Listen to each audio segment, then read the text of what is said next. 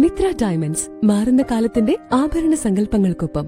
Mitra diamonds, Thazhepalam, Tirur.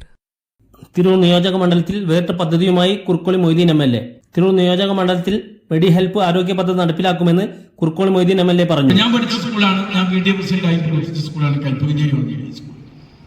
Kalpakanchery government സ്കൂളിൽ ചെറിയ കെട്ടിടങ്ങളാണെങ്കിലും രണ്ട് ക്ലാസ് റൂമിന്റെ സൗകര്യങ്ങളാണെങ്കിലും 5 കെട്ടിടങ്ങൾ നാട്ടുകാരുടെ സഹായത്തോടു കൂടി പഴയ കാലത്തുണ്ടാക്കി.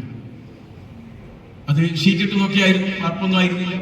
പിന്നീട് പുതിയ കെട്ടിടം കിട്ടിയപ്പോൾ അതൊക്കെ പൊളിച്ചു മാറ്റിയിട്ടാണ് പുതിയ കെട്ടിടം ആവുന്നത്.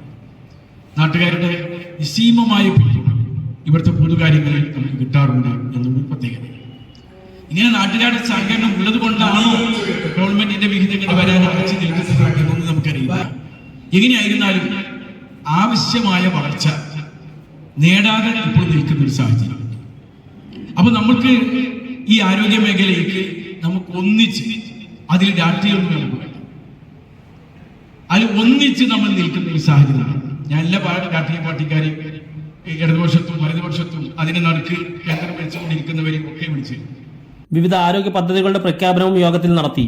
MLA ഫണ്ട്, മറ്റ് സർക്കാർ ഫണ്ട്, CSR ഫണ്ട്, തദ്ദേശ സ്വയംഭരണ സ്ഥാപനങ്ങളുടെ ഫണ്ട്, സ്പോൺസർഷിപ്പ് തുടങ്ങിയവയിലൂടെ മണ്ഡലത്തിലെ സർക്കാർ ആശുപത്രികളും പൊതുമേഖലാ ആരോഗ്യ സ്ഥാപനങ്ങളും കൂടുതൽ കാര്യക്ഷമമാക്കും.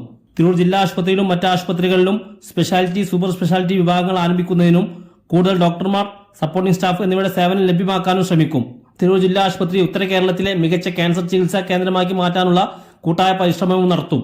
അടിയന്തര കാരണങ്ങളാൽ ഇത്തരത്തിൽ സമീപിക്കുന്നവർക്ക് ആശുപത്രി ചികിത്സാ ചെലവ് ഇളവ് നൽകുന്നതിന് വിഭാവനം ചെയ്തിട്ടുള്ള പദ്ധതിയാണ് MLAയുടെ മെഡി ഹെൽപ്പ് കാർഡ്. മാസം കുടുംബ വരുമാനം 20,000 രൂപയിൽ താഴെയുള്ള അസംഘടിത മേഖലയിൽ പ്രവർത്തിക്കുന്ന തൊഴിലാളികൾക്കും മറ്റുള്ളവർക്കുമാണ് ഈ കാർഡ് നൽകുന്നത്.